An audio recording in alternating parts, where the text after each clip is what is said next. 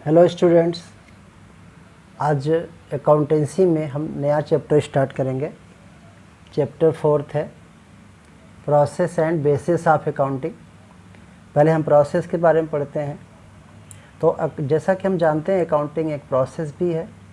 Process इसलिए है क्योंकि अकाउंटिंग में कई स्टेप्स होते हैं, तो इसलिए इसको प्रोसेस कहा जाता है। तो अकाउंटिंग प्रोसेस स्टार्ट होता है ट्रांजैक्शन को आइडेंटिफाई करने से, और ट्रांजैक्शन को आइडेंटिफाई करने के बाद वाउचर्स बनाए जाते हैं, फिर उसको रिकॉर्ड किया जाता है बुक्स ऑफ ओरिजिनल एंट्री में। इसके बाद लेजर में पोस्टिंग होती है जिसको क्लासिफिकेशन कहते हैं, और लास्ट में ट्रायल बैलेंस बनाया जाता है। Financial statements means profit loss account and balance sheet बनाए जाते हैं। तो हम पहले प्रोसेस के बारे में डिस्कस करते हैं एक एक करके। तो सबसे जो पहला स्टेप है अकाउंटिंग का, वह है ट्रांजैक्शन को आइडेंटिफाई करना, क्योंकि अकाउंटिंग की जो शुरुआत है, जो स्टार्टिंग है, वो ट्रांजैक्शन से होती है। ट्रांजैक्शन को ही हम रिकॉर्ड करते हैं। तो ट्रांजैक्शन को रिकॉर्ड करने के लिए हमें पहचानना पड़ेगा। अब बिजनेस में तो बहुत सारे इवेंट्स होते हैं, लेकिन ज़रूरी नहीं कि हर इवेंट ट्रांजैक्शन हो। तो ट्रांजैक्शन को हम क्या करते हैं कि पहले मनी में मेजर करते हैं, उसके बाद ही रिकॉर्ड करते हैं।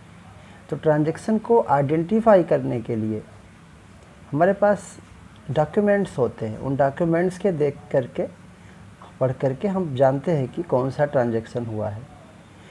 उन डॉक्यूमेंट्स को बोलते हैं source document. Source document means ऐसे डॉक्यूमेंट्स जो किसी भी ट्रांजैक्शन के लिए एक रिटन एविडेंस होते हैं। जैसे कैश मेमो है, जहाँ आप मार्केट से कोई सामान अगर परचेज करके आते हो कैश दे करके, तो आपको कैश मेमो मिलता है। या आप अगर क्रेडिट पे कोई सामान परचेज करके लाते हैं मार्केट से, तो इनवॉइस मिलता है, बिल को ही कैश मेमो बोलते हैं। पैसे दे के ख़रीदते हैं तो बिल को कैश मेमो कहते हैं। अगर क्रेडिट पे परचेज किए हैं तो उसी बिल को इनवॉइस बोलते हैं। गुड्स हम सेल करते हैं तो हम इनवॉइस बना के कस्टमर को देते हैं। बैंक में हम पैसे जमा करेंगे तो पे इन स्लिप है। ये सब सोर्स डॉक्यूमेंट है। चेक बुक है, पासबुक है, ये सब सोर्स डॉक्यूमेंट है। तो सोर्स डॉक्यूमेंट क्या होते हैं कि वो प्रूफ होते हैं किसी भी ट्रांजैक्शन के। ट्रांजैक्शन हुआ है इस बात का रिटन प्रूफ को सोर्स डॉक्यूमेंट कहते हैं। तो उन सोर्स डॉक्यूमेंट्स को देख करके, पढ़ के ही हम ट्रांजैक्शन को पहचानते हैं कि किस टाइप का ट्रांजैक्शन हुआ है, क्या ट्रांजैक्शन हुआ है। इसके बाद ट्रांजैक्शन को आइडेंटिफाई करने के बाद, ट्रांजैक्शन को आइडेंटिफाई कैसे करेंगे हम? सोर्स डॉक्यूमेंट से। फिर सोर्स डॉक्यूमेंट से पहचानने के बाद हम वाउचर बनाते हैं। तो वाउचर भी एक डॉक्यूमेंट है, और ट्रांजैक्शन को पहले वाउचर में रिकॉर्ड किया जाता है। वाउचर क्या है? वो ट्रांजैक्शन को ऑथेंटिकेट करता है, प्रमाणित करता है, अथराइज की ये ट्रांजैक्शन जो हुआ है वो अथराइज्ड है। उसके लिए प्रॉपर प्रोसीजर फॉलो किया गया है, वो मैनेजर से परमिशन ली गई है। तो वाउचर क्या है कि एक प्रिंटेड पेपर होते हैं, लूज पेपर होते हैं, जिसको हम प्रिंट करा के रख लेते हैं। जिस फर्म का हम अकाउंटिंग कर रहे हैं उस फर्म का वाउचर पहले से प्रिंटेड होता है। अपनी फर्म का लोग उस पर नाम, एड्रेस वगैरह उस पर प्रिंट करवाते हैं, और उसमें फिर ब्लैंक स्पेस दिया रहता है कि डेबिट और क्रेडिट कौन कौन से ट्रांजैक्शन हुआ। तो कम से कम 2 अकाउंट पे इफेक्ट तो होगा ही होगा, जैसा कि हम लोग पढ़े थे डुअल एस्पेक्ट प्रिंसिपल पे में, कि कोई भी ट्रांजैक्शन होगा उसका कम से कम 2 अकाउंट पे इफ़ेक्ट होगा। तो वाउचर में वो मेंशन किया जाता है कि जो ट्रांजैक्शन हुआ है, जो सोर्स डॉक्यूमेंट देख कर हम पहचानते हैं, उसमें कौन से 2 अकाउंट पे इफ़ेक्ट हुआ है। तो हम वाउचर को बनाते हैं, उस पर साइन सिग्नेचर होता है। वाउचर कई तरह के होते हैं जो हम लोग पढ़ेंगे आगे। वाउचर पे रिकॉर्ड होता है। फिर उन्हीं वाउचर्स को देख के फिर हम बुक्स ऑफ अकाउंट में, बुक्स ऑफ ओरिजिनल एंट्री में ट्रांजैक्शन को रिकॉर्ड करते हैं, मीन्स लिखते हैं। तो पहले सोर्स डॉक्यूमेंट जिससे हम ट्रांजैक्शन को आइडेंटिफाई करते हैं, फिर उस सोर्स डॉक्यूमेंट के बेस पे हम वाउचर बनाते हैं, फिर उन वाउचर के बेस पे हम बुक्स ऑफ ओरिजिनल एंट्री में उसके रिकॉर्डिंग करते हैं। तो बुक्स में रिकॉर्डिंग का बेस क्या है? वाउचर। वाउचर का बेस क्या है? Source document. तो रिकॉर्डिंग करने का अपना अकाउंटिंग का अपना सिस्टम है, अपना रूल है, जो आगे हम लोग पढ़ेंगे रिकॉर्डिंग करने का क्या तरीका होता है। तो रिकॉर्डिंग करने के लिए बुक्स होती हैं, जैसे जर्नल है, कैश बुक है, परचेज बुक है, सेल्स बुक है, इस तरह की बहुत सारी बुक्स होती हैं। तो उन बुक्स में ट्रांजैक्शन को रिकॉर्ड किया जाता है वाउचर के हेल्प से। इसके बाद जो अगला स्टेप है अकाउंटिंग प्रोसेस का, वो है पोस्टिंग टू लेजर, जिसको हम क्लासीफाइंग कहते हैं, क्लासिफिकेशन भी कहते हैं। लेजर एक बुक का नाम है, अकाउंट की बुक होती है, अकाउंट की प्रिंसिपल बुक होती है। जैसे ये बुक होती है ओरिजिनल एंट्री, जिसको जर्नल कहते हैं, और प्रिंसिपल बुक होती है, इसको लेजर कहते हैं। लेजर में क्या होता है कि हर अकाउंट के लिए, हर आइटम के लिए अलग अलग पेज बना होता है। एक पर्टिकुलर पेज, जैसे हम सेल्स के लिए एक अलग पेज ले लिए लेजर में, तो उस पेज में सिर्फ सेल का रिकॉर्डिंग होगा और उसको पोस्टिंग करेंगे। जर्नल जो बुक्स ऑफ ओरिजिनल एंट्री है, उसमें ट्रांजैक्शन रिकॉर्ड किए जा चुके हैं, वहाँ से हम सेल का को अलग पेज पे ले जाएंगे, परचेज को अलग पेज पे ले जाएंगे। लेजर में कैश का कितना पैसा आया गया, उसको लेजर में अलग पेज बनाएंगे। तो ये लेजर में पोस्टिंग करते हैं। फिर जो लास्ट स्टेप है अकाउंटिंग प्रोसेस का, वो है ट्रायल बैलेंस प्रिपेयर करना। ये लेजर की हेल्प, सब एक दूसरे से कनेक्टेड है। जैसे सोर्स डॉक्यूमेंट से वाउचर, वाउचर से बुक्स ऑफ ओरिजिनल एंट्री में रिकॉर्ड करना यानी जर्नल, फिर जर्नल को देख के लेजर पोस्टिंग करना, फिर लेजर के बेस पे ट्रायल बैलेंस बनाना। तो ये स्टेप है। तो ट्रायल बैलेंस बनाते समय एक ये ट्रायल बैलेंस एक स्टेटमेंट होता है, एक पेपर पे बनाया जाता है, जिसमें हर अकाउंट का नाम लिखा होता है, उसके बैलेंसेस क्या हैं, कितने लिखे जाते हैं। और फाइनेंशियल स्टेटमेंट बनाते हैं, मीन्स प्रॉफिट लॉस अकाउंट, जिससे कि हमें प्रॉफिट लॉस का पता चलता है। और बैलेंस शीट बनाते हैं, जिससे हमें बिजनेस की फाइनेंशियल पोजीशन का पता चलता है। तो ये करके ये 5 स्टेप्स हैं अकाउंटिंग प्रोसेस में, और डिटेल में भी हम इसको आगे चैप्टर्स में पढ़ेंगे, इसको डिटेल में इसको करते कैसे हैं। ये तो अभी स्टेप्स हैं। और हाँ, यहाँ पे बहुत ज़रूरी है ध्यान रखना कि जो स्टेप्स हैं वो एक दूसरे पे डिपेंडेंट, जैसे वाउचर सोर्स डॉक्यूमेंट पे डिपेंडेंट है, रिकॉर्डिंग बुक्स ऑफ अकाउंट में रिकॉर्ड करना वो वाउचर पे के बेस पे होता है। फिर ledger posting, books of account जो ओरिजिनल बुक्स होती हैं, ओरिजिनल एंट्री उस पे बेसिस होता है, उनके बेस पे लेजर बनता है, लेजर के बेस पे ट्रायल बैलेंस बनता है, ट्रायल बैलेंस के बेस पे फाइनेंशियल स्टेटमेंट बनते हैं। क्योंकि स्टेप है तो स्टेप है तो पक्की बात है कि एक एक स्टेप होगा, तो जो अगला स्टेप होगा वो पिछला जो प्रीवियस स्टेप है उस पर डिपेंड होता है। इसके बाद हमें पढ़ना है बेसिस ऑफ अकाउंटिंग। तो बेसिस ऑफ अकाउंटिंग क्या है एक्चुअली? जैसा कि हम जानते हैं कि अकाउंटिंग के जितने भी ऑब्जेक्टिव्स होते हैं, पर्पज़ होते हैं अकाउंटिंग के, उसमें जो मेन एक पर्पज़ है, ऑब्जेक्टिव है, वो प्रॉफिट लॉस पता करना बिज़नेस का। तो बिज़नेस का प्रॉफिट लॉस पता करने के लिए, अकाउंटिंग करने के लिए हम 2 बेसिस यूज करते हैं। एक होता है कैश बेसिस ऑफ अकाउंटिंग, दूसरा होता है अक्रूवल बेसिस ऑफ अकाउंटिंग। तो कैश बेसिस ऑफ अकाउंटिंग, जैसा कि इसका नाम है, तो कैश बेसिस से जो हम अकाउंटिंग करते हैं, वैसे बता दें कि cash basis of accounting business firm नहीं फॉलो करते, business firm accrual basis follow करते हैं। कैश बेसिस प्रोफेशनल्स जो होते हैं वो फॉलो करते हैं। कैश बेसिस में क्या होता है कि जब तक पैसा पेमेंट होगा नहीं, जैसे एक्सपेंस है, मान लीजिए हम सैलरी देते हैं, तो जब तक कैश दे नहीं देंगे सैलरी का, तब तक रिकॉर्डिंग होगा नहीं। इनकम भी है, जब तक पैसे जैसे आज नहीं जाएंगे तब तक उसको रिकॉर्ड नहीं करेंगे। ये है कैश बेसिस कि इनकम को तभी रिकॉर्ड करना जब पैसे आ जाए, उसी तरह एक्सपेंस को भी तभी रिकॉर्ड करना जब हम पैसे पेमेंट कर देते हैं। तो ये बेसिस साइंटिफिक बेसिस नहीं है, ये हर जगह अप्लाई नहीं होता, ये केवल प्रोफेशनल्स करते हैं। हाँ, ये है कि ये सिंपल होता है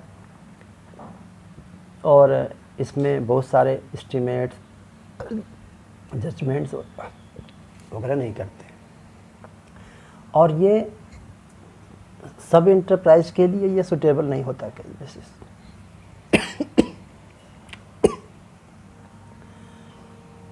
तो ऐसे ऑर्गेनाइजेशन, ऐसे फर्म्स, ऐसे इंस्टीट्यूशंस जहाँ पे ज़्यादातर ट्रांजैक्शन कैश से होते हैं, वहाँ पे कैश बेसिस ठीक है, अदरवाइज़ बिजनेस फर्म के लिए बेसिस ठीक नहीं है,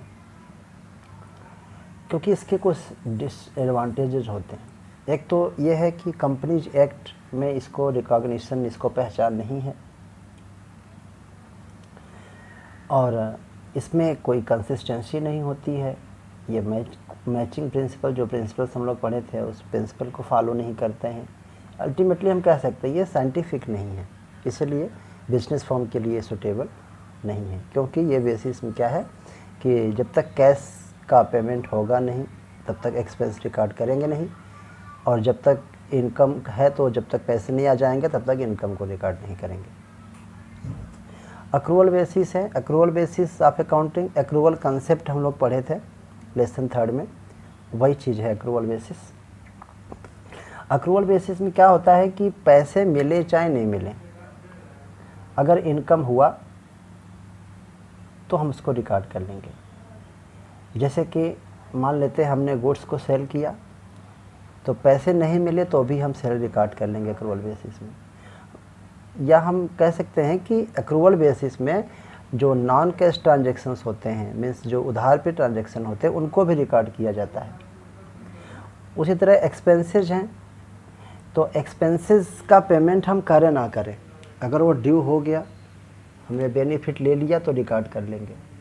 फॉर एग्जांपल जैसे कि कोई एम्प्लॉय है, अब एम्प्लॉय से हम 1 महीने काम ले लिए तो उसका सैलरी ड्यू हो गया, तो पैसे नहीं दिए तो भी हम सैलरी शो करेंगे कि प्रॉफिट लॉस कैलकुलेट करेंगे। तो इसी तरह रेंट है, लैंडलॉर्ड का है, किसी का बिल्डिंग है जिसमें हम बिजनेस करते हैं, बिल्डिंग में हम 1 महीना हो गया, रेंट हमने दिया नहीं, फिर भी हम रेंट को एक्सपेंस में इंक्लूड करेंगे प्रॉफिट कैलकुलेट करते समय।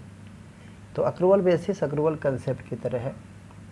ये जो बेसिस है आप है अकाउंटिंग का, ये अकाउंटिंग के प्रिंसिपल्स को फॉलो करता है, जैसे मैचिंग प्रिंसिपल के बेस पे होता है मेनली, और इससे प्रॉफिट लॉस जो आता है सही आता है, ट्रू आता है, करेक्ट आता है, और इसको रिकॉग्निशन भी है, कंपनीज एक्ट में इसको मान्यता मिली है, वैलिडिटी है इसकी।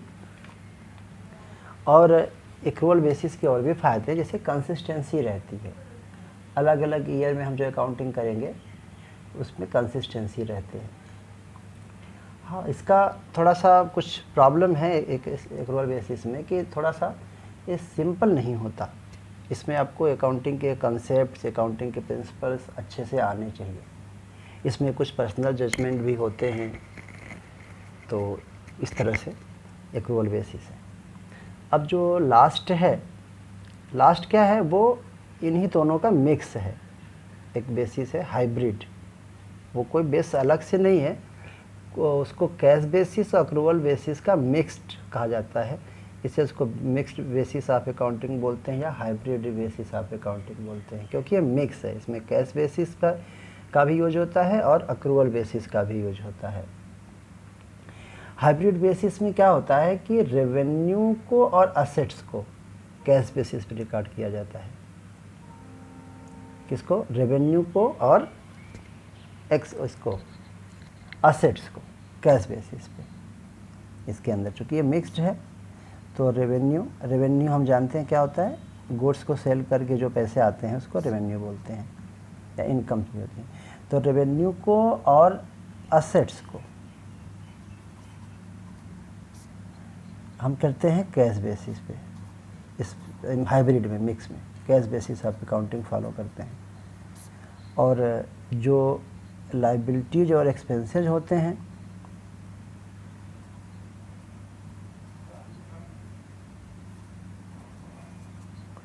लायबिलिटीज और एक्सपेंसेस को हम अक्रूवल बेसिस पे करते हैं,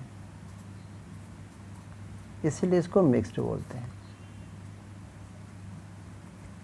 और ये जो है हाइब्रिड या मिक्स्ड, इसको भी प्रोफेशनल लोग यूज करते हैं, इसको भी बिजनेस में इसका यूज बहुत ज़्यादा नहीं है, क्योंकि बहुत अच्छा इस रिजल्ट नहीं आता है, प्रॉफिट लॉस उतना करेक्ट नहीं आता है।